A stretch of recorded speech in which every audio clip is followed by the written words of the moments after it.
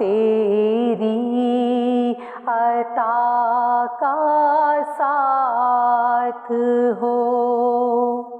या इलाही हर जगह तेरी अता का साथ हो।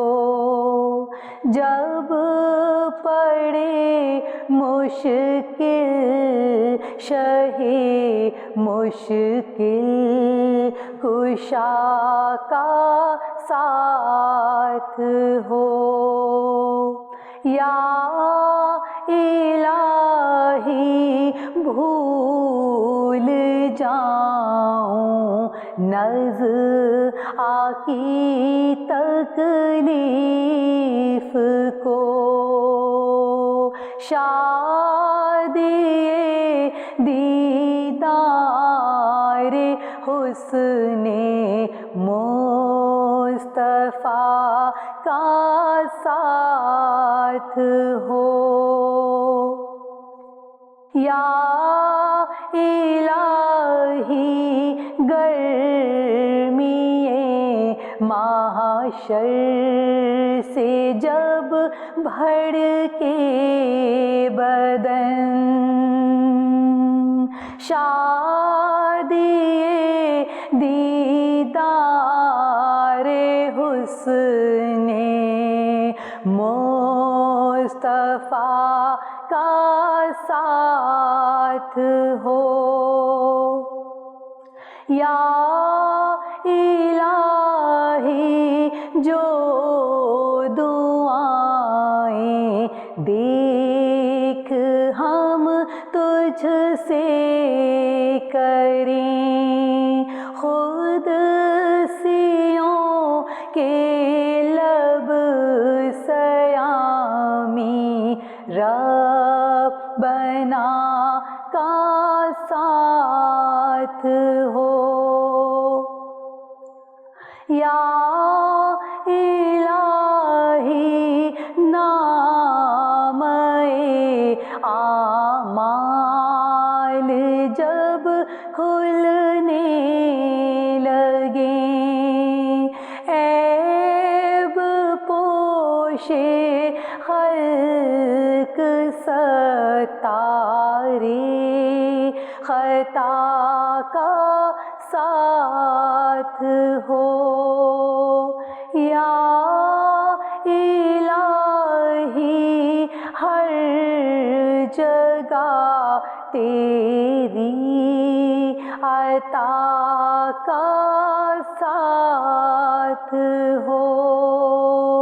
जब पड़े मुश्किल शहे मुश्किल कुशा का साथ हो।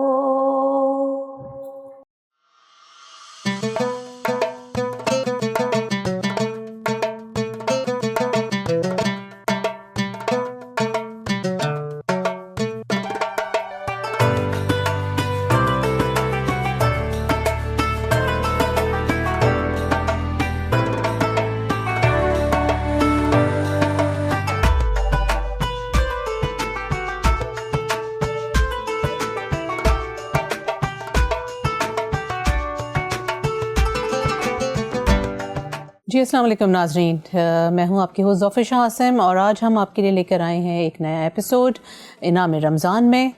आज जिस टॉपिक पे हम बात करने वाले हैं वो ख़ासा कॉमन है as far as our health is concerned. तो हमें अपनी सेहत के हवाले से उसको बहुत गौर से मॉनिटर करना बड़ा ज़रूरी है और इसके लिए हमारे साथ मौजूद हैं हमारे बहुत ही प्यारे आगा सैयद ग़ुलाम नबी मौसवी साहब, जो कि तिब्बे नबी हैं और तिब्बे नबी की रोशनी में हमें बताएंगे किस तरह से हमने थायराइड को टैकल करना होता है। अस्सलाम वालेकुम आगा साहब। वालेकुम सलाम। जी आगा साहब, आज बड़ा इंपॉर्टेंट टॉपिक हम लेकर आए हैं जो कि है थायराइड का। ख़ासा कॉमन है भी और काफ़ी तेज़ी से फैलता भी है, तो इसके बारे में ज़रा हमारे नाज़रीन को बताइए कि किस तरह से, एक तो ये है क्या, ये समझाना बहुत ज़रूरी है, फिर इसको हम किस तरह से रोक सकते हैं वो भी ज़रूर बताना है। औज़ुबिल्लाहिमिनश्शैतानिर्रजीम बिस्मिल्लाहिर्रहमानिर्रहीम। आप लोगों का शुक्रिया कि आप लोग इस तरीके से टॉपिक्स लाते हैं और फिर लोगों तक उसकी रोशनी फैलती है। आज का जो ये टॉपिक है ये यूँ समझें ख़वातीन में तो ज़्यादा था, लेकिन आजकल मर्दों में भी थायराइड का मसाइल ज़्यादा होते जा रहे हैं। और थायराइड बेसिकली हमारी सांस और हलक की नाली के साथ एक ग्लैंड होता है, थायराइड ग्लैंड।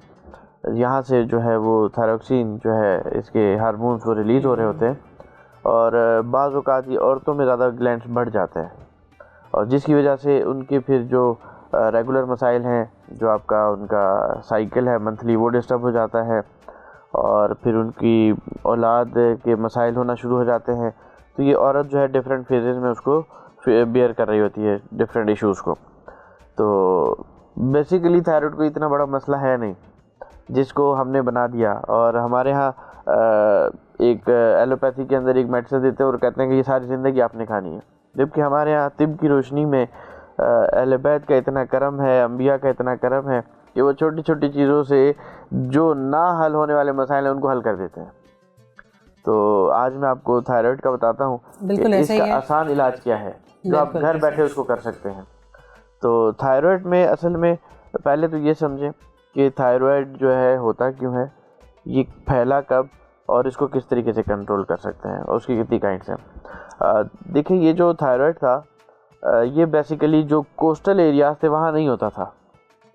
इसकी जो मेन रूट कॉज थी वो थी जो हमारे नॉर्दर्न एरियाज हैं, जहाँ पहाड़ों के ऊपर जो लोग रहते थे वो कोस्ट से दूर होते थे, मॉइस्चर की कमी होती थी और उनको थायराइड का मसाइल होते थे। तो इस थायराइड के अंदर जो ये आयोडीन का जो अंसर है ना, ये बहुत ज़रूरी है, जो मैं अभी आपको जिक्र करता हूँ।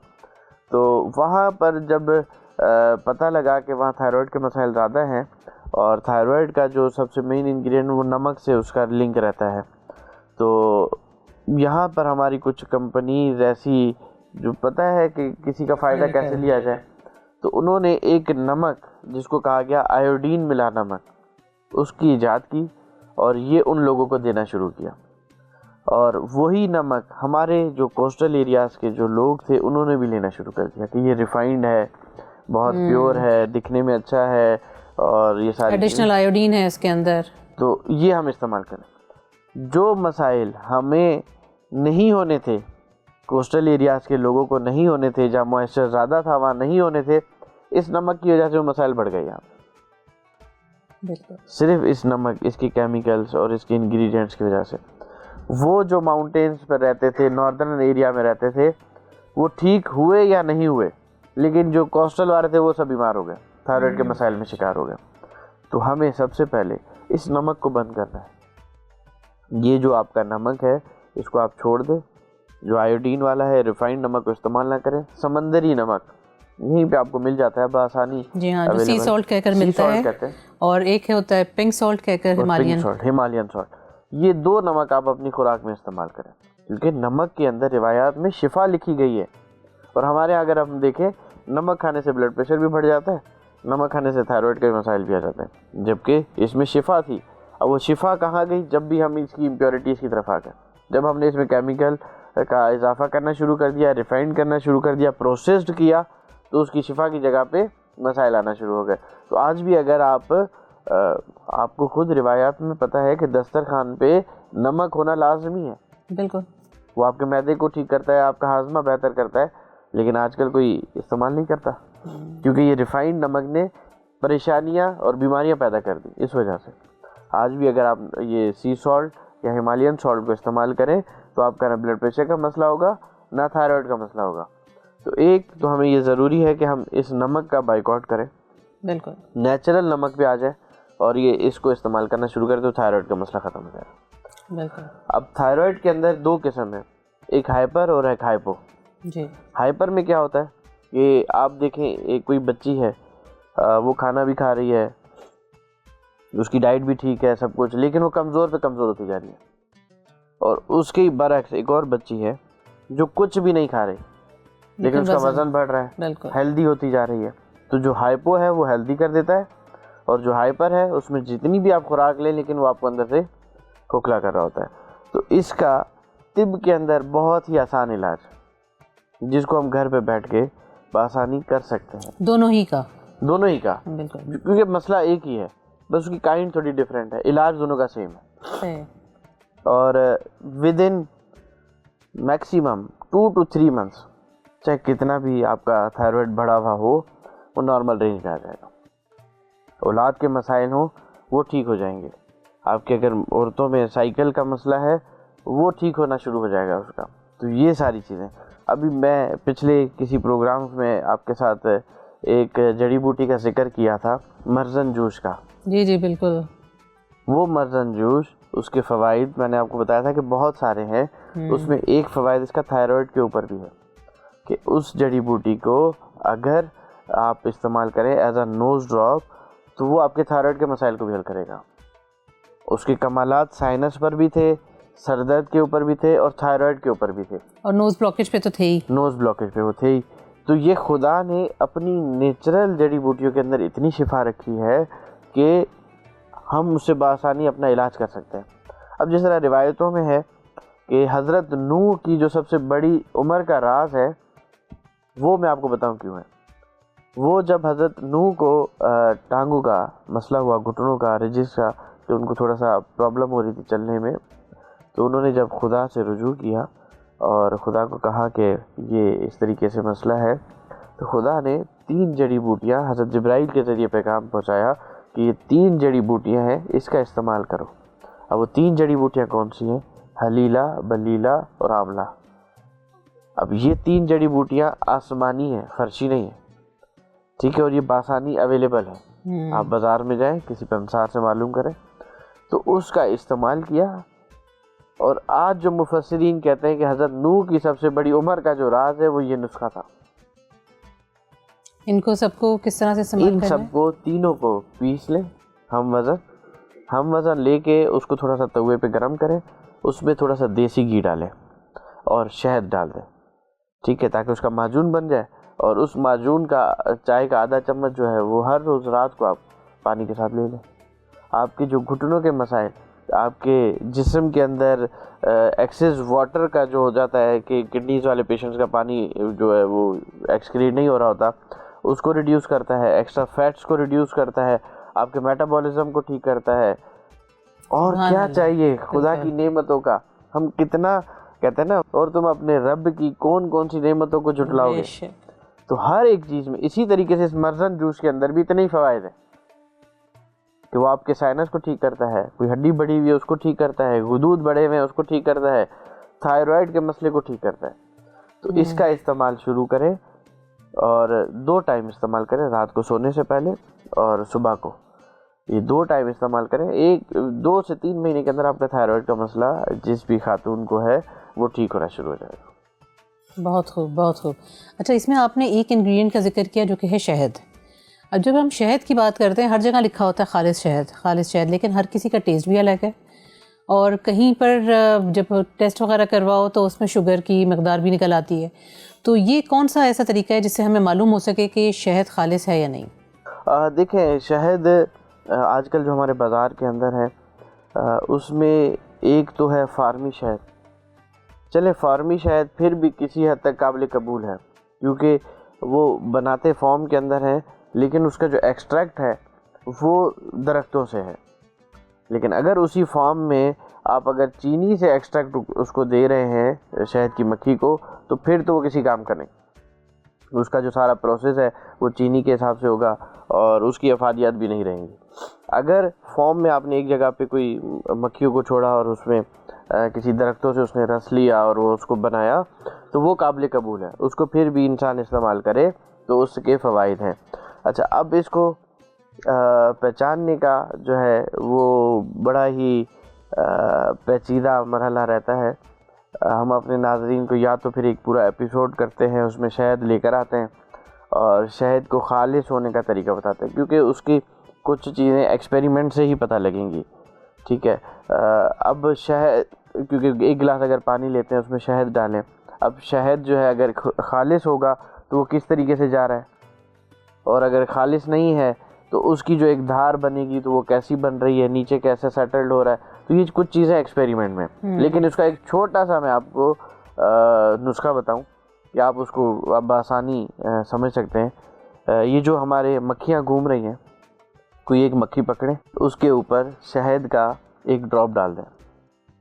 अब मक्खी शहद के अंदर फंस जाएगी, बिल्कुल ठीक है। अगर मक्खी शहद से जान छुड़ा के उड़ गई, अपने परों से शहद को उतार के उड़ गई, तो वो खालिस शहद है। अगर जान नहीं छुड़ा सकी और वहीं मर गई तो वो खालिस नहीं है। ओके, चलिए ये तो बड़ा इंस्टेंट सा आपने रिजल्ट बता दिया। मतलब शहद जो है वो जमता नहीं है, ठीक है। वो आपके ऊपर ऐसा नहीं है कि कोई चिकनाई छोड़ेगा या कोई ऐसी चीज़, और वो बस मक्खी के ऊपर आएगा, उसके परों को थोड़ी सी देर रखेगा, वो थोड़ी सी अपनी जद्दोजहद करेगी, अपने पर आज़ाद करके उड़ती बनेगी, वो खालिस है। तो ये चीज़ें हैं। बाकी अगर हम कोई एक प्रोग्राम करें तो उसमें हम दूसरे इसके फ़वाइद बता सकते हैं। बिल्कुल, इस पर हम पूरा एक प्रोग्राम कर सकते हैं और इंशाल्लाह ज़रूर करेंगे। अच्छा, जब हम बात करते हैं थायराइड की, ये थायराइड पे जो पेशेंट्स हैं, जो बहुत पुराने पेशेंट्स हैं, अब आपने ये तो बता दिया कि हम किस तरह से इसको बच सकते हैं, किस तरह से अवॉइड कर सकते हैं, लेकिन जो पुराने पेशेंट्स हैं जिनकी तबीयत काफ़ी ज़्यादा ख़राब हो चुकी है, जिनकी जिसामत जो है काफ़ी ज़्यादा फैल चुकी है, उनको अब संभालना बड़ा मुश्किल हो रहा है, क्योंकि जब आपका जिस्म बढ़ता है तो फिर आपका सारा वज़न जो है आपकी टांगों पर आता है, आपकी हड्डियों पर आता है, वो एक अलग मसला उनका शुरू हो जाता है। वो जो है किस तरह से इससे अब छुटकारा पा सकते हैं? देखें, इसका मैं बताता हूँ। अब थोड़ा सा शहद का जिक्र हो रहा था, तो शहद की एक प्रॉपर्टी मैं आपको बताता चलूँ कि शहद जो है, यूँ समझें इसमें एंटीबायोटिक है पूरी। अगर आपका कोई ज़ख़म होता है तो उस ज़ख़म के ऊपर अगर आप शहद लगाएंगे, फ़ौरन आपका ज़ख़म हील हो जाएगा। मतलब इतनी खुदा ने इस शहद के अंदर ताकत रखी है कि ज़ख़म को भरने के लिए जो आपकी क्रीम उतना जल्दी काम नहीं करेंगी जितना शहद करता है। ये बहुत जल्दी हील कर देता है, एंटी इन्फ्लेमेशन है, ठीक है। आपके दर्द को कम करेगा, आपके ज़ख़म को भर देगा। तो अगर किसी का कोई ज़ख़म हो या स्किन पे कोई एलर्जी हो रही हो या दाने निकल रहे हो, आप थोड़ा सा शहद उस पर लगा दें और छोड़ दें, वो उस आपके स्किन के मसाइल को ठीक कर देगा। मतलब जो एक्नी है चेहरे पर, उस पर भी आप उस पर भी लगा सकते हैं। एक्नी को भी ये ठीक कर देगा आपका शहद जो है, ठीक। अब दूसरा जो आपने सवाल किया थायराइड के हवाले से कि वज़न बढ़ जाना और फिर मामला दूसरे भी उनके ख़राब हो रहे होते हैं, तो जब वो थायराइड से जान छुड़वाएंगे, जो मरजनजोश है और उसकी 2 और दवाइयाँ भी हैं, तो जब थायराइड ठीक हुआ, ऑटोमेटिक जो उनके बॉडी फैट था, थोड़ी सी डाइट के ऊपर अगर उन्होंने काम किया तो वो बॉडी फैट रिड्यूस हो जाएगा, क्योंकि वो आर्टिफिशियल था। सही, ठीक है। वो उस बीमारी की वजह से था। जब आपकी बीमारी ठीक हो गई तो आपका फैट भी वो रिड्यूस होना शुरू हो जाएगा। फिर उस फैट का कोई ताल्लुक नहीं आपकी बॉडी से, वो रिड्यूस हो जाएगा आसानी, और उसका वज़न फिर नॉर्मली जो एक बच्चे या बच्ची का वज़न था उस वज़न पे अपने नॉर्मली उस पर आ जाएगा। सही। लेकिन जो लोग बहुत क्रॉनिक रहे हैं, बहुत पुराने पेशेंट्स रहे हैं और एक वज़न मतलब एक जिस्म का हिस्सा बन गया उनके वो फैट, उनका किस तरह से तो वो डाइट को फॉलो करें। डाइट, हाँ, डाइट को फॉलो करें। डाइट जो है उसमें फ्रूट्स और सब्जियों का ज़्यादा इस्तेमाल शुरू कर दें, ताकि उनके जो मेटाबॉलिज्म है वो ज़रा फास्ट हो जाए। और ये जो फास्टिंग वाला पीरियड है उसमें इनको चाहिए, जो भी वज़न को कम करना चाह रहा है रमज़ान के अलावा, बीच वाला जो ये टाइम है लंच का, उसको स्किप कर दें। उसकी जगह पे अगर कहीं भूख लग रही है तो कुछ फ्रूट्स ले लिए या सैलड ले लिया। बीच को आपने ख़त्म कर देना है अपनी रूटीन से। नाश्ता और आपका रात का खाना, बीच में हल्के फुल्के आपने फ्रूट्स या सब्जियां, बस उनका वेट जो है ऑटोमेटिक कम होना शुरू हो जाएगा। बहुत खूब। चले, अच्छा, इसमें जो है जब हम बात करते हैं जिसमें वेट रिडक्शन हो रही होती है, अब वेट रिडक्शन अगर वो भी अब नॉर्मल अगर हो रही है तो भी जिस्म के लिए बड़ी ख़तरनाक है, और उसके साथ साथ उनके और बहुत सी चीज़ें जो इनका मसल मास होता है वो भी ख़त्म होने लगता है। उसके साथ साथ जो आपके विटामिन्स हैं, मिनरल्स हैं, वो भी सब जो हैं आपके कॉम्प्रोमाइज़ होने शुरू हो जाते हैं। तो ऐसे पेशेंट्स को उनके साथ साथ मतलब जो आप दवा सजेस्ट उन्हें कर रहे हैं, उसके अलावा और क्या क्या वो उसके साथ इस्तेमाल कर सकते हैं? देखें, ये बहुत ज़रूरी अहम सवाल है आपका कि अचानक एक बंदे का वज़न गिर रहा है, वो अलग मसला है। वो ना डाइट से उसका गिर रहा है ना किसी और चीज़ के, बस उसका वज़न, और अभी वो ठीक था, 1 महीने के अंदर उसका 6 किलो 7 किलो वज़न जो है रिड्यूस हो गया, इसी तरीके से डिक्रीज़ हो रहा है। तो इसके पीछे कहीं ना कहीं कोई बॉडी के अंदर कोई ऐसी चीज़ है जो उसको नुकसान दे रही है, ऑर्गन्स को, उसके वाइट ब्लड सेल्स को नुकसान दे रही है, उसके प्लेटलेट्स को नुकसान दे रही है, तो ये कहीं ना कहीं बाज़ औक़ात जो ज़्यादातर देखने को मिला है, ये कैंसर के पेशेंट्स के अंदर इस तरीके से वेट रिड्यूस होता है, या लीवर के पेशेंट्स के अंदर, या सोराइसिस के जो पेशेंट्स हैं, अगर उनका वो मर्ज़ बिगड़ जाए तो फिर उनकी बॉडी पे एक नुमाया असर देना शुरू कर देता है। मतलब एक बंदा हेल्दी था, फ़ौरन से उसका वेट रिड्यूस हुआ, आप 2 महीने बाद एक बंदे से मिलते हैं, कहते हैं यार तुम तो इतने अच्छे खासे थे, अचानक से क्या हो गया।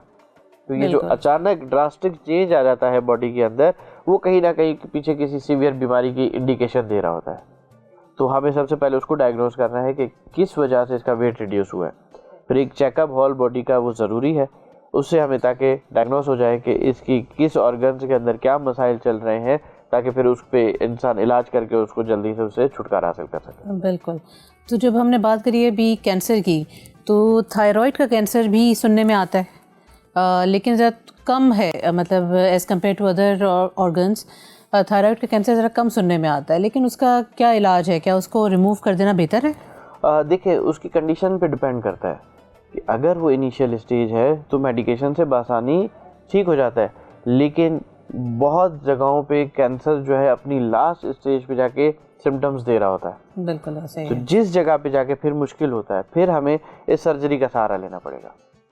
अदरवाइज अगर इनिशियल स्टेजेस हैं तो मेडिकेशन से वो बिल्कुल हल हो जाएगा, ज़रूरत नहीं है किसी सर्जरी की या किसी और एलोपैथी की या केमिकल्स की, वो इन हर्बल मेडिसिन से ठीक हो जाएगा। लेकिन अगर स्टेज क्रॉस हो चुकी है, 4th स्टेज तक पहुंच चुका है, सीवियर प्रॉब्लम है, उसके साथ जब 4 पे पहुंचता है तो आपके डिफरेंट ऑर्गन्स भी डैमेज होना शुरू हो जाते हैं, आपकी बॉडी में एल्कलाइनिटी, एसिडिटी बढ़ना शुरू हो जाती है। वो एसिडिटी क्या करती है, एसिड जब बढ़ता है आपकी बॉडी में तो आपके ऑर्गन्स डिकम्पोज होना शुरू होते हैं, और वो ये सब जब 4th स्टेज में चला जाए उसके बाद फिर ये दीगर मसाइल शुरू हो जाते हैं। तो अगर कोई इनिशियल स्टेज वाला है वो बआसानी इन हर्बल मेडिसिन से ठीक हो सकता है, जड़ी बूटियों से। अच्छा, थायराइड जो हमारे होते हैं बॉडी में, वो हमारे डिफेंस का काम करते हैं, डिफेंस मैकेनिज्म पे होते हैं। तो जब जो ऐसे पेशेंट्स हैं, अल्लाह पाक उनको सेहत दें, तंदुरुस्ती दें, जिनके थायराइड निकाल दिए गए हैं, उनका डिफेंस मैकेनिज्म ज़ाहिर सी बात है वहाँ पर अब नहीं है, तो वो किस तरह से अपने आप को, किस तरह से अपनी लाइफस्टाइल में चेंजेस करें कि वो उस चीज़ को बेहतर कर सकें? देखें, उसके हिसाब से फिर उनको बस अपनी खुराक के अंदर बहुत स्पेसिफिक रहना पड़ेगा। कोई ऐसी चीज़ ना लें जिससे उनकी बॉडी के मज़ीद ऑर्गन्स डैमेज हो रहा हो। जिस तरीके से ऑयली चीज़ें हैं वो इनको नुकसान दे रही होंगी, वो क्योंकि आगे जाके लिवर पे इफ़ेक्ट कर रही होती हैं, लिवर के बाद जाके फिर वो इंटेस्टाइन की तरफ जा रही होती हैं।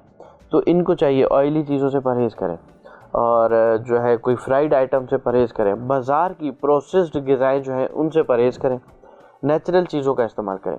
एक इंसान जब वो इन सारे मराहिल से गुज़र के आता है तो वो अपनी ज़िंदगी को वैसे भी जो है बड़ा एक प्रिसाइज तरीके से गुजार रहा होता है, फिर वो इन चीज़ों से ख़ुद भी परहेज़ कर रहा होता है कि कहीं दोबारा मैं इस परेशानी में मुब्तला ना हो जाऊँ। तो सिर्फ अपनी डाइट को, अपनी लाइफ स्टाइल को थोड़ा सा चेंज कर दे तो ऑटोमेटिक उसका, क्योंकि बॉडी तो सारी है, दीगर भी उसके डिफेंस सिस्टम ऑटोमेटिक जो जनरेट हो रहे होते हैं, तो वहाँ से वो अपनी इम्यूनिटी को स्ट्रॉन्ग करके डिफेंस को बढ़ा सकता है। और ऐसे चीज़ों से परहेज़ करें जिससे कि एसिडिटी बढ़ने का खदशा हो। हाँ, मैदे को उनको बेहतर रखना पड़ेगा, मैदे में कॉन्स्टिपेशन की शिकायत ना हो, और जो है गैसेस एक्स्ट्रा ना बने।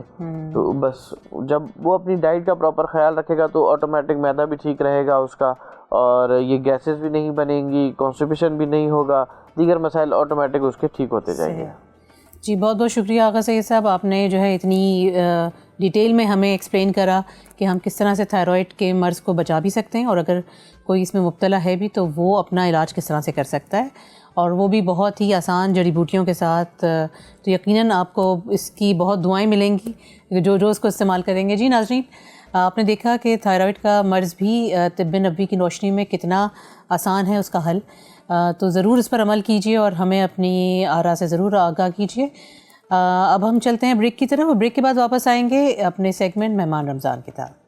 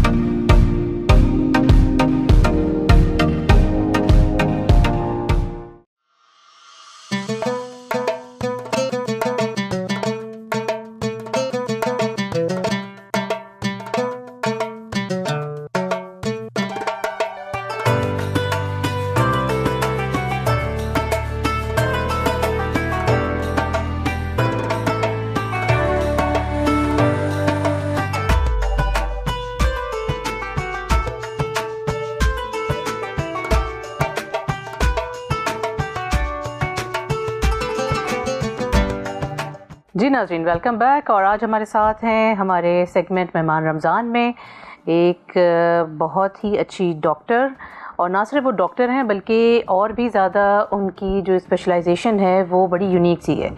तो आइए हम बात करते हैं डॉक्टर वर्दा से, जो कि MBBS हैं। उसके बाद फिर उन्होंने मास्टर्स किया इन पब्लिक हेल्थ, फिर उन्होंने डिप्लोमा किया इन हॉस्पिटल मैनेजमेंट, और अब काम कर रही हैं as senior lecturer at Ziauddin university.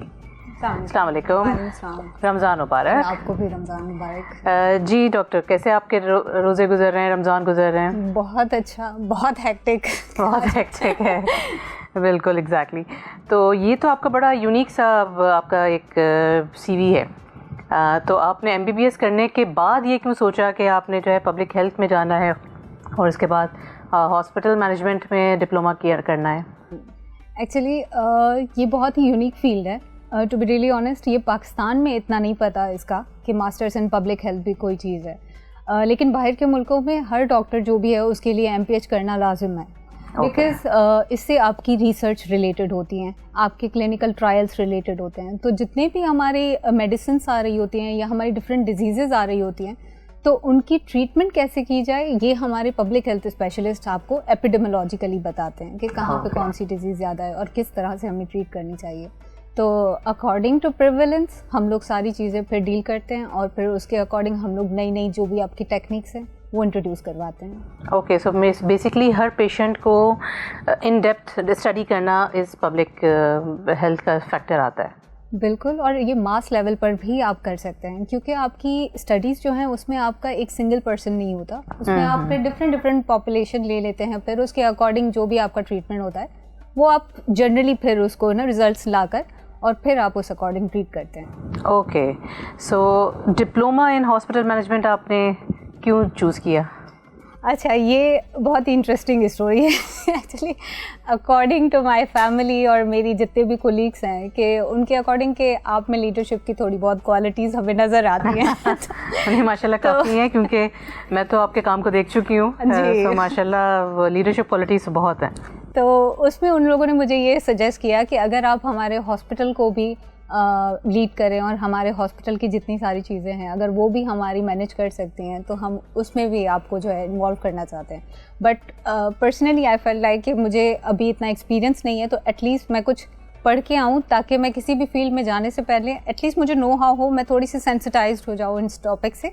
तो उसकी वजह से मैंने ये डिप्लोमा इन हॉस्पिटल मैनेजमेंट किया था। सो अब आप काम कर रही हैं as senior lecturer at Ziauddin University, और उसमें आप कौन सा सब्जेक्ट जो है वो I am teaching there mental health, public health students को ही जो मास्टर्स कर रहे हैं। ओके, सो मतलब अब ये जो है बढ़ रहा है लोगों का स्कोप मास्टर्स की तरफ करने में। बिल्कुल। अभी मैं आपको अगर बताऊँ तो ज़ियाउद्दीन का एक और भी कॉलेज खुला है, Sukkur campus. Okay, that's nice. या तो वहाँ पर जितने हमारे अल्हम्दुलिल्लाह रिस्पांस आया है, तो हमें उसी से अंदाज़ा हो रहा है कि कितना अब पब्लिक हेल्थ की तरफ रुझान हुआ है और कितना लोगों में अवेयरनेस आई है कि पब्लिक हेल्थ करना कितना ज़रूरी है फॉर डॉक्टर्स। इवन हमारे जो डिफरेंट भी एक सेक्टर है उसमें हमारा सेगमेंट ये भी है कि जो नॉन मेडिकल प्रोफाइल से हैं उनको भी हम लोग एजुकेट करें। तो उन लोगों को भी हम लोग ट्रेनिंग देते हैं, उनको भी हम लोग मास्टर्स करवा रहे हैं पब्लिक हेल्थ में, एंड अल्हम्दुलिल्लाह response is really really good. अच्छा, वैसे जब आप बात करते हैं MBBS की, तो विच इज़ अगेन जो है वो हेल्थ से ही रिलेटेड सब कुछ आप लोगों की स्टडीज़ होती हैं, and that includes public as well. तो जब आप पब्लिक हेल्थ भी स्पेसिफिक मास्टर्स आप कर रहे हैं, तो what's the difference between those to?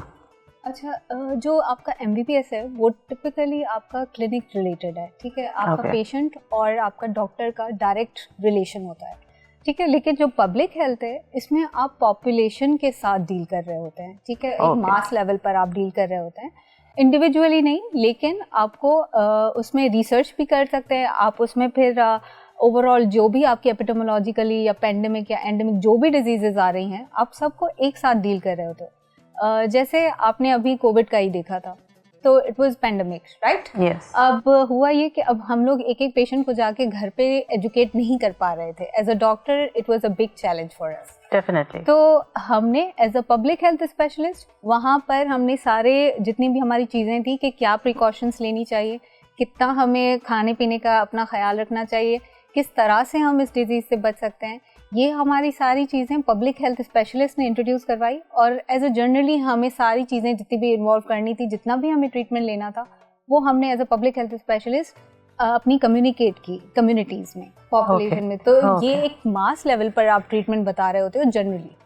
Okay, सो आपने बात करी आप मेंटल हेल्थ पर आजकल पढ़ा रही हैं, और मेंटल हेल्थ आजकल हमारे यहाँ जो है कुछ तो लोगों को समझ में आता है, लेकिन ज़्यादातर लोगों को इसकी इम्पोर्टेंस का एहसास ही नहीं है।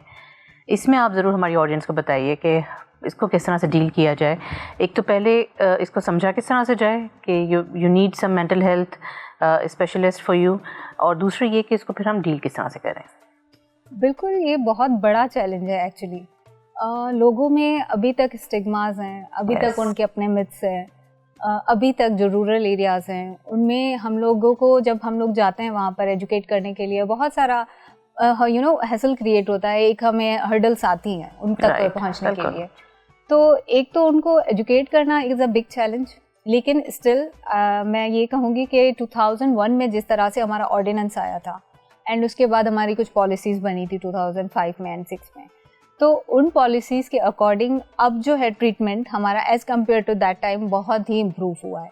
प्रेवलेंस और इंसिडेंस बढ़ रहा है, लेकिन that is because of something else. आपके बहुत सारे फैक्टर्स डिफरेंट आ रहे हैं, ठीक है। आपका इसमें न्यूट्रिशन भी आ जाता है, आपका इसमें जो भी आपके आसपास के लोग हैं उनकी इन्वॉल्वमेंट आ जाती है, आपके पीर प्रेशर्स आ जाते हैं, और आपको जो है ना एजुकेट करने से पहले आपको कम्युनिकेट करना होता है। तो वो जो कम्युनिकेशन गैप है ना, वो अभी तक हमारा वैसा ही है जैसा हमारा पहले था।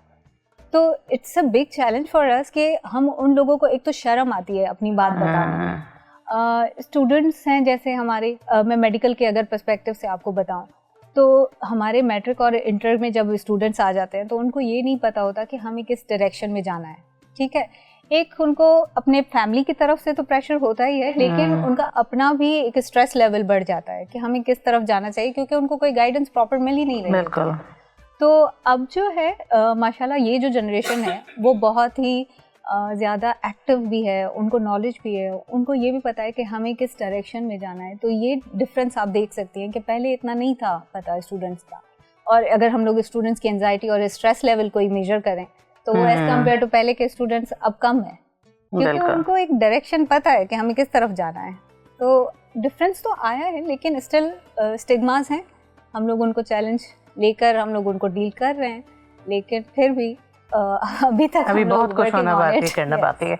और अभी तो हमने बात करी स्टूडेंट्स की, अभी तो इसमें जो एक मेजर फैक्टर है वो लेडीज़ का भी है, ख़वातीन का भी है हमारे यहाँ, जिनको नहीं पता होता कि वो अंडर स्ट्रेस हैं, जिनको नहीं मालूम होता कि वो डिप्रेशन में चली गई हैं। उनके लिए आप लोगों को मतलब कोई क्लिनिकल कुछ एक्टिविटीज़ होती हैं आप लोगों की, या आप लोग कुछ मास लेवल पे उसको कुछ प्रोड्यूस करने की कोशिश करते हैं? बिल्कुल, जैसे as a public health specialist मैं इस बात को आपको बताऊं कि किस तरह हम डील कर रहे होते हैं। तो पहले ये होता था कि आप इंडिविजुअली बैठकर 1-to-1 सेशन करते थे हर एक फीमेल के साथ, या क्लिनिक में साइकेट्रिस्ट होते थे, साइकोलॉजिस्ट होते थे।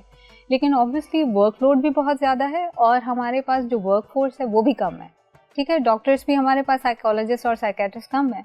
सो व्हाट वी डू इज़ कि हम कम्युनिटी लेवल पर पहले जाकर उनको एजुकेट करते हैं। तो इसमें हमारी सबसे जो अच्छी और हेल्पिंग हमारा हैंड बोलें वो है लेडी हेल्थ वर्कर्स, जिनको पहले हमने काम दिया था कि आप सिर्फ जाकर maternal and child health nutrition पर और किस तरह से वो मैटरनल हेल्थ को हमने इम्प्रूव करना है उस पर काम करना है।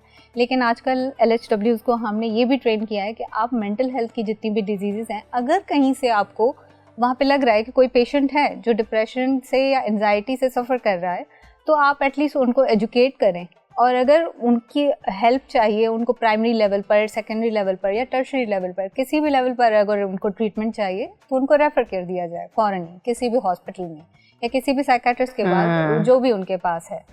अदरवाइज मास लेवल पर तो हम यूं ही कम्युनिकेट करते हैं कि हम कम्युनिटीज़ में जाकर अवेयरनेस करवाते हैं, सेशंस होते हैं, हमारे कैंपेन्स होती हैं। तो इस तरह से हम लोग उनको एजुकेट कर रहे होते हैं, और ये बहुत ही खूबसूरत तरीका है मैं बोलूँगी, क्योंकि आपने देखा होगा कि अगर हम एक बात कहीं भी किसी बच्चे को बता देते हैं या किसी फीमेल को बता देते हैं और वो वहाँ पे सराउंडिंग में अपने कोई ऐसी बंदी देख लेती है, तो वो उनको भी बताती है कि अच्छा ठीक है, मैंने ये चीज़ सुनी थी, ठीक है, कि हमें अगर डिप्रेशन हो रहा है, एंजाइटी हो रहा है, तो स्पीक अबाउट इट, ठीक है। आपको जिसके साथ भी कंफर्ट जोन आपका लग रहा है तो आप जाके उनसे बात करो, ठीक है। तो इस तरह से हम लोग उनकी ट्रीटमेंट कर लेते हैं और प्राइमरी लेवल पर ही कर लेते हैं, माशाल्लाह से वो वहीं पर ही कंट्रोल हो जाता है। ये जो आपने बात करने की बात करी, बहुत खूबसूरत बात करी आपने कि लोगों को एक दूसरे से बात करनी चाहिए, अपने दिल का हाल खोलना चाहिए। तो जब हम ये बात कर रहे हैं तो आजकल एक बड़ा पॉजिटिव चेंज तो हम देख रहे हैं, लेकिन अभी भी उसको नेविगेट करना बड़ा ज़रूरी है। वो है पेरेंट्स का अपने बच्चों के साथ कम्युनिकेशन, जो कि कुछ हद तक तो बेहतर हो गया है, काफ़ी हद तक हम कहेंगे कि कुछ बेहतर हुआ है, लेकिन अभी भी इसमें बहुत कुछ काम होना बाकी है। तो कोई ऐसी एडवाइसेस, 3 टॉप एडवाइसेस जो आप देना चाहें पेरेंट्स को कि जो अपने बच्चों के साथ कम्युनिकेट प्रॉपर तरीके से कर सकें? बिल्कुल, ये बहुत ही अच्छा सवाल आपने पूछा है। एक्चुअली प्रॉब्लम यही है आजकल के बच्चों में भी। आप देखें कि सुसाइड रेट भी जो है वो बहुत ही सेंसिटिव टॉपिक है, so I won't go with this topic, but ये है कि 20 to 25 ईयर्स की एज में ये बहुत ज़्यादा प्रेवलेंस हमने देखी है। बट इसको कम करने का तरीका यही है क्योंकि आजकल का ज़माना बहुत ही फॉरवर्ड हो गया है, लोग टाइम नहीं दे पा रहे प्रॉपरली अपने बच्चों को। और आपने देखा होगा सब बच्चों के हाथ में गैजेट्स हैं, कोई ना कोई फ़ोन है, मोबाइल है, लैपटॉप के साथ बैठे हुए हैं। तो उनको ये समझ नहीं आ रही कि हमें अब कम्युनिकेट करना किस तरह से अपने पेरेंट्स के साथ। और इवन पेरेंट्स इतने बिजी हो गए कि वो अपने बच्चों को टाइम नहीं दे पा रहे। सो मेरी तो यही रिक्वेस्ट है कि पहले तो अपने बच्चों को गैजेट्स बिल्कुल ही कम दें जितना हो सके अवॉइड करें स्क्रीन टाइम। और सेकेंडली एक आप स्पेसिफिकली टाइम बना लें। लेकिन वो गैजेट को, स्क्रीन टाइम को रिस्ट्रिक्ट करने के लिए भी उन्हें मॉनिटर करना ज़रूरी है, उसके लिए उनको टाइम देना ज़रूरी है। बिल्कुल। तो जब वो घर पे होते ही नहीं हैं, अपने कामों में बिजी हैं, तो वो किस तरह से मॉनिटर कर पाएंगे? एग्जैक्टली। अब आप इसमें ऑर्गेनाइज करें खुद को, ठीक है। जिस तरह से बच्चा जा रहा है तो सुबह में स्कूल जाता होगा, ठीक है, वापस आएगा, खाना वाना खाएगा और उसके सोने का टाइम बनाएं। फिर उसके बाद आप शाम का टाइम बना रहे हैं तो आप उसके साथ बैठो, ठीक है। आप 5 to 7 बैठो, 5 to 8 बैठो, जब तक आपको फ्री टाइम मिल रहा है आप उसमें अपने बच्चे से कम्युनिकेट करें। उसकी बात सुने कि क्या बोलना चाह रहा है, उसको किस चीज़ में प्रॉब्लम हो रही है और क्यों हो रही है, ठीक है। एक ये बात। दूसरी ये बात, जंक फूड को बंद करें प्लीज़। मैं ये हर बच्चे को देख रही होती हूँ कि वो जंक फूड खा रहे हैं, हर थोड़ी देर के बाद नगेट्स आ रहे हैं, हर थोड़ी देर के बाद कुछ चिप्स आ रहे हैं या फ्राइड आइटम्स आ रहे हैं। फ्राइड आइटम्स, नगेट्स, चिप्स, ये सारी जितनी भी चीज़ें हैं ये सारे करते हैं हार्मोनल इम्बैलेंस, और इसी वजह से हार्मोन्स का रिलीज़ होना जो हमारे नॉर्मली वे से हमें रिलीज़ करवाने होते हैं वो सब डिसबैलेंस हो जाता है। अब इस इम्बैलेंस की वजह से भी एक रीज़न है कि हमारे बच्चों में डिप्रेशन, एंजाइटी और इवन सिवियरिटी केसेस में सुसाइड के भी अटेम्प्ट्स आ जाते हैं। सो काइंडली अपने बच्चों के साथ कम्युनिकेट करें और बहुत सारा उनको जो है सपोर्ट करें, फ्रेंडली माहौल क्रिएट करें ताकि बच्चा भी इजी होकर आपके साथ वो बात शेयर कर पाए। राइट। तो जैसे आपने सुसाइड का बताया कि रेशो और रेट जो हैं ये बढ़ गए हैं और एक सर्टेन एज ग्रुप के ज़्यादा बढ़ गए हैं, तो जब रीजंस आपके सामने आते हैं टू स्टडी, तो उसमें ज़्यादातर रीजंस क्या होते हैं? ज़्यादातर रीजंस यही होते हैं कि भाई उन पर प्रेशर है पढ़ाई का, उन पर प्रेशर है फैमिली की सपोर्ट का, ठीक है, और उनका एक जो है ना कम्युनिटी का भी मैं कहूँगी कि रोल है। क्योंकि अगर आप सामने से देख रहे हो कोई चमक धमक वाली कार आ रही है तो ऑब्वियसली एक दिल की ख्वाहिश होती है बच्चे की कि मेरे पास भी शायद कोई ऐसी चीज़ हो, या सामने अपने फ्रेंड को कोई गैजेट या मोबाइल देखेगा तो वो कहेगा कि मेरे पास भी ऐसी हो, और वो बच्चा जिद में आ जाता है। और ये जिद जो है ना वो किस लेवल तक जा सकती है, अगर उसको टाइमली आप वो कंट्रोल नहीं कर पाते तो फिर ये एक बहुत बड़ा चैलेंज है। बिल्कुल। सो चलिए, ये तो एक रीज़न हो गया कि जी मेरे ख़्याल से ये रीज़न हमेशा से एग्जिस्ट कर रहा था, अभी शायद इसकी सिवियरिटी ज़्यादा हो गई होगी, लेकिन आपने इजी मनी लेना, आप अभी हमारे सामने भी एक केस, हमारा एक लीगल केस चल रहा है हमारे सामने, जिसका भी रीज़न ये था कि जी इजी मनी, जल्द से जल्द अमीर हो जाना, जल्द से जल्द पैसे के भूख में उसके पीछे भागना, एक ये रीज़न है। दूसरा ये रीज़न जो आजकल हम अपने स्कूल के बच्चों में देख रहे हैं वो परफॉर्मेंस प्रेशर, वो परफॉर्मेंस प्रेशर को किस तरह से हैंडल किया जा सके? अच्छा, एक मैं ये बात आपकी ना थोड़ी सी वो करूँगी कि आजकल की जनरेशन बहुत ही जल्दी शॉर्टकट के चक्कर में आ जाती है, ठीक है।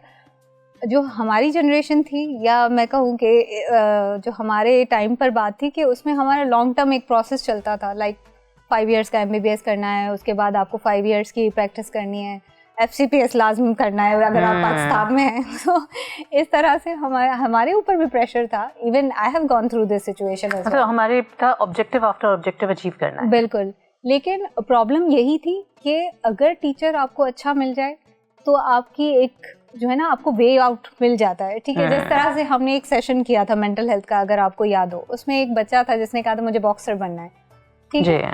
लेकिन वो बॉक्सर बनने के लिए जब मैंने उससे पूछा कि तुम तो बहुत ही पतले दुबले हो, तुम्हें तो अपनी मांस बनाना चाहिए, मसल्स बनाने चाहिए, उसके बाद ही तुम बॉक्सर बन सकते हो, लेकिन ये चीज़ उसको पता नहीं थी क्योंकि उनके टीचर्स को ये पता नहीं थी बात, ठीक है। हमें पहले तो उनके टीचर्स को ये बोलना चाहिए, उनको कम्युनिकेट करना चाहिए, उनको ट्रेनिंग चाहिए एक्चुअल में। तो ये जितने सारे भी स्टिग्मास हैं या जितने सारे भी चीज़ें हो रही हैं, कहीं ना कहीं इसमें हम लोग खुद भी रिस्पॉन्सिबल हैं, क्योंकि हमारे पास इतना वर्कफोर्स नहीं है, हमारे पास इतने एजुकेशनल इदारे नहीं हैं, हमारे पास इतने गवर्नमेंट से फंड्स नहीं आ रहे जिस पर हम लोग काम करें और फिर हम लोग उन पेशेंट्स तक पहुँचें, ठीक है। तो कहीं ना कहीं हम भी इसके लिए रिस्पॉन्सिबल है, but still we are trying to figure it out.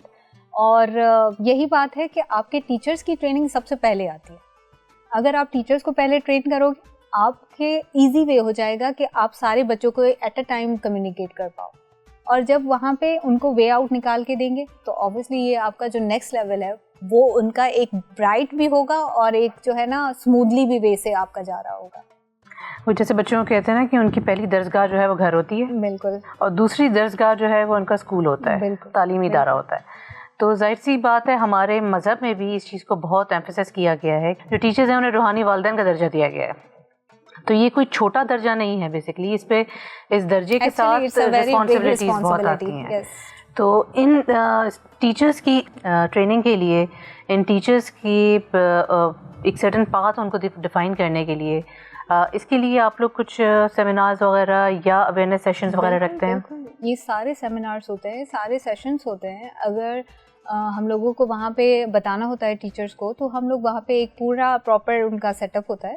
उसके बाद उस प्रॉपर चैनल के थ्रू हम लोग उनको जो है हायर भी करते हैं, और कहीं से अगर हमें नया टैलेंट नज़र आता है तो फिर हम लोग उनको भी ट्रेन करके और फिर उनको भी इन्वॉल्व कर लेते हैं अपनी टीम में। तो इस तरह से हैं हमारे पास बहुत सारे केसेस। इवन अगर मैं ज़ियाउद्दीन की बात करूं तो मेरे साथ एक कोलीग थी, उनका इतना एक्सपीरियंस नहीं था, बट हमने जब इंटरव्यू किया तो हमें पता चला कि शी इज़ रियली गुड और उसका काम इतना ज़बरदस्त था कि हमने उनको अपनी टीम में इन्वॉल्व किया। And she was very young, she was only 25-26।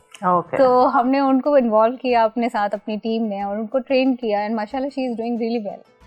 माशाल्लाह, चलो that's good to here.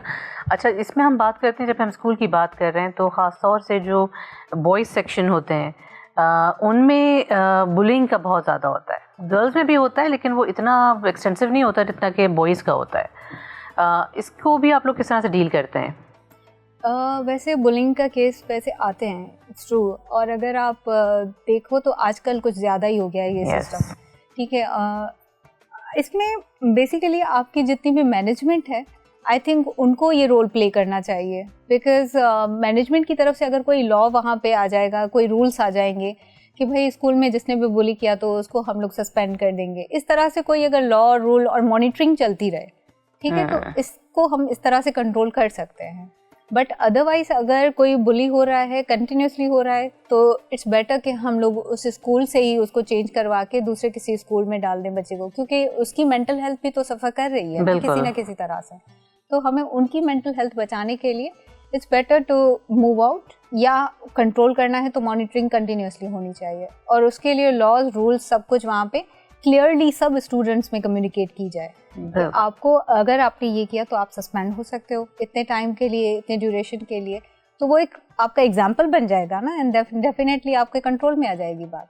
Right, चलें, thank you so much doctor Warda आपके इंसाइटफुल गुफ्तगू का। और हमने इसमें जो हमारे लिए जो बड़ी देखा जाए तो बड़ी अनइम्पॉर्टेंट सी चीज़ें होती हैं, लेकिन वो एक बिगर इम्पैक्ट क्रिएट करती हैं सोसाइटी में भी, और किसी भी इंसान की भी, जो प्रॉब्लम क्रिएट करती है, जो इंडिविजुअल की एक पर्सनैलिटी डेवलपमेंट में भी बहुत इंपॉर्टेंट होती हैं। तो इसको हमें बिल्कुल नज़रअंदाज नहीं करना चाहिए। और नाज़रीन, आपने देखा कि जो हमने अपने सोशल स्टिग्मास की बात करी है, इस पर अगर हम सिर्फ बात ही कर लें तो बहुत से मसले मसाइल हल हो सकते हैं। सो अब हम चलते हैं ब्रेक की तरफ और ब्रेक के बाद वापस आएंगे अपने सेगमेंट लज़्ज़त रमज़ान के साथ। Stay tuned.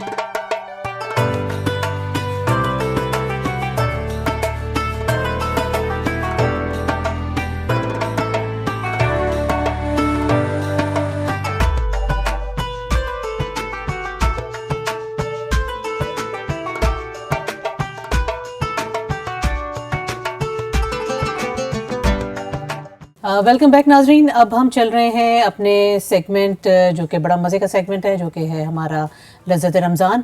और आज हम चल के देखते हैं कि हमारी इफ्तार की प्रिपरेशंस में क्या क्या मज़े मज़े की चीज़ें बन रही हैं। जी शेफ़। Thank you Zofisha. मैं और हिरा बनाने लगे हैं आज क्रीम चाट। तो इसके इंग्रेडिएंट्स हैं, अच्छा इसमें हम यूज़ कर रहे हैं कंडेंस मिल्क ताकि हमें शुगर ऐड नहीं करनी पड़े। क्रीम हम यूज़ कर रहे हैं और फ्रूट का कैन, मिक्स फ्रूट का कैन। चलिए हम ले लेते हैं मिक्स करने के लिए। हम पहले ले लेते हैं क्रीम। हमारे जो भी इंग्रेडिएंट्स हैं वो सब स्पॉन्सर्ड हैं by Nice Supermart and pharmacy, जो कि बहुत ही कन्वीनियंट स्टोर है, क्योंकि not only is it on site लेकिन उनके ब्रांचेस हैं, उनकी ऑनलाइन स्टोर भी है, तो काफ़ी इजी रह जाता है अपनी ग्रोसरी ऑर्डर करना। ऑनलाइन नहीं यूज़ करते वो कॉल करके भी जो है वो डिलीवर करा सकते हैं एनीवेयर इन कराची, बिकॉज बहुत सारे लोग होते हैं जो है वो ऑनलाइन यूज़ नहीं करते। और जो जा भी नहीं पाते तो online delivery, delivery is very convenient and quick. तो हमारी जो भी इंग्रेडिएंट्स होती हैं हम फ़ौरन मंगवा लेते हैं, वो फ़ौरन भेज देते हैं। It's very nice. चलो क्रीम हमने निकाल ली है अपनी सारी। इसमें हम थोड़ा सा सॉल्ट डाल देते हैं, ठीक है। और हम इसमें के लिए लेते हैं एक स्पून एंड थोड़ा सा कंडेंस मिल्क।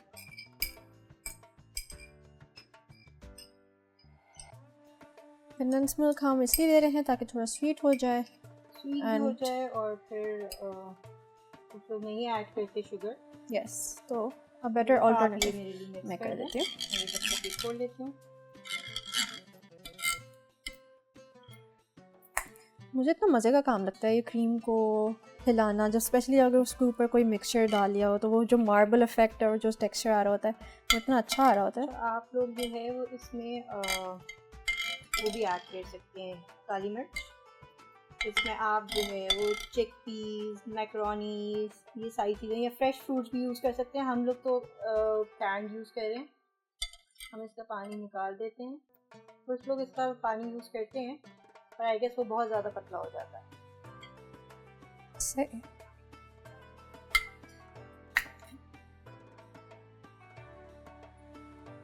चले यम चले now let's just mix it all. हर चीज़ को सही से अच्छे से कंबाइन कर लेते हैं। इसमें ऐड करते हैं please. Okay pineapple. Frozen can fruits का ये होता है कि जो फ्रूट्स आपके पास सीजन में नहीं होते या फिर सीजन में नहीं होते, हाँ, फिर जो दूसरा मुश्किल है होते हैं। वो डाइसेस में कट बड़े अच्छे से हुए हुए होते हैं, यस तो प्रेजेंटेबल बड़ा लगता है।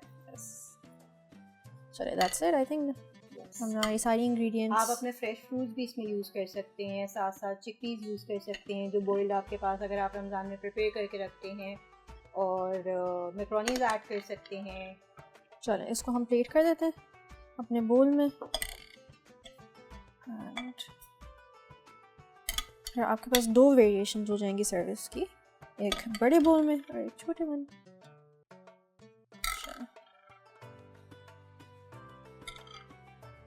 ये हमारा रेडी हो गया एंड ये भी हमारा वैसे तैयारी है। ये हम साइड पे रखते हैं बिकॉज आज हम अफ्तार इसी से करने वाले हैं। Yes, so that's it. That is our recipe for today. Thank you so much for watching. Over back to you, Zafisha. जी नाज़रीन, आपने देखा कि आज की अफ्तार हमारी तैयार है, तो हम चलते हैं अपने अफ्तार की तरफ। अभी चलिए अपने अफ्तार की तरफ, और कल इंशाल्लाह मिलेंगे एक नए मेहमान के साथ, नए बयान के साथ, नई और ख़ूबसूरत दुआओं के साथ। इंशाल्लाह कल मुलाकात होती है। अल्लाह हाफ़िज़।